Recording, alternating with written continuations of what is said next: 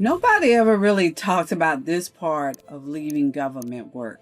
You think it's going to feel like freedom when you retire, but instead you wake up and you realize the structure's gone, the title is gone, and you start wondering, who am I without all that?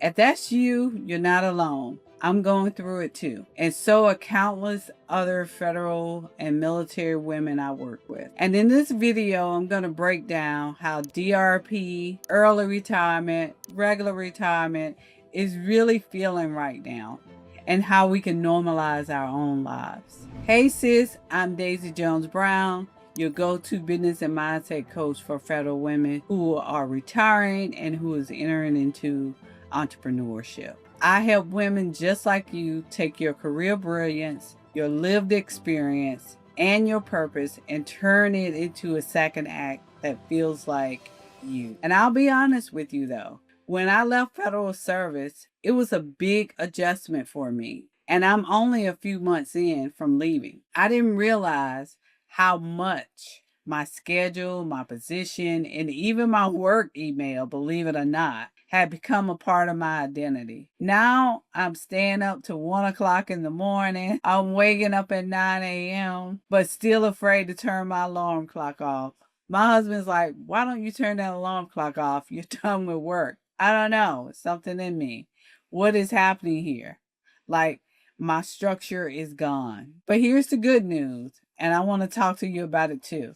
You can find yourself again. And I'm starting to do that too. And not just the version that fit into the government life, the version you've been waiting to become. Isn't that some good news? I've already caught up on all the doctor's appointments I could go to that I used to push off because I didn't either have the time at work or the energy to do it. I've already organized my house, at least the parts that I wanted to organize. I've even taken those random little trips close to home and had this strange feeling, and some of you may have had this strange moment too, where you realize, oh my God, I don't have to put a leave slip in. And yes, I've had those lazy days of just doing absolutely nothing as well. But if I'm honest with you, I'm still adjusting. So if you're watching this and you're in the same season as me, how are you adjusting? Let me know in the comments. Do any of these moments resonate with you? You know, in the government, structure is everything. We know where to be,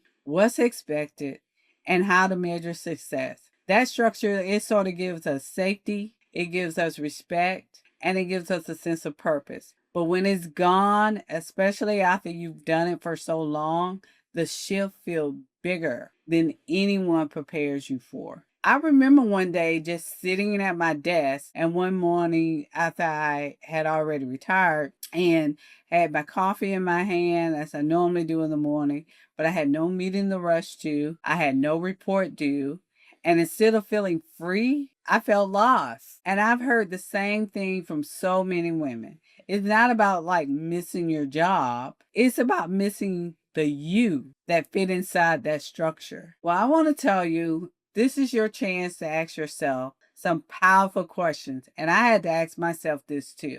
What did you love doing before your career? What did people always come to you for? What lights you up now? And what part of you is really ready to speak up again? What part of you that you felt like you couldn't speak about anymore in the circumstance you were in that is ready to speak up again? How do you reclaim your voice, purpose, and create new routines? Well, I thought about it, and let's get into it. For me, I just miss being able to think and create and not just do and go like I was going. I really appreciated that after I retired. I could not believe how much I missed once I could just think again without a deadline. Ideas just started flowing everywhere. And for one of my clients, she realized she just really missed mentoring young professionals. So she started a coaching business doing just that. And another one of my clients rediscovered her love for travel and she turned it into a culture exchange program. She goes to Ghana twice a year. I love that. I love when I went to Ghana. It was a great experience. And she met a vendor there, and now she sells products from Ghana, and she is just loving life. She's loving travel and etc. I love to travel too, so you're going to hear more about that if you hang with me on this channel. So when you reconnect with what's really true for you, that's when your second act start to feel real. But here's the thing, freedom can feel chaotic without a little grounding. You also have to ground yourself. If you decide to start a business like I did, you don't have to create a whole business overnight. You just need routines that reflect you now. That could look like morning walks and journaling to set your focus, a few hours a week exploring new skills or hobbies, scheduling time to meet with other like minded women. Start small, but stay consistent. Make it yours. This is your moment where you can make your second act just like you want it to be. And inside my private community, Federal Women in Business, we are rebuilding together in community. It's a space where you can show up without the title, the rank, or the presence, and just rediscover the parts of yourself you've been putting on hold. Just rediscover you that you've been putting on hold. If you're ready to feel like you again and not just the role you held, click the link in the description and come join us in Federal Women in Business. If this hit home for you, leave me a comment and tell me, what's one part of yourself you're ready to reclaim? And make sure you hit subscribe so you never miss a strategy or story to help build your second act. Sis, you're not starting from scratch. You're starting from experience. Let's make this chapter the one you've been waiting for.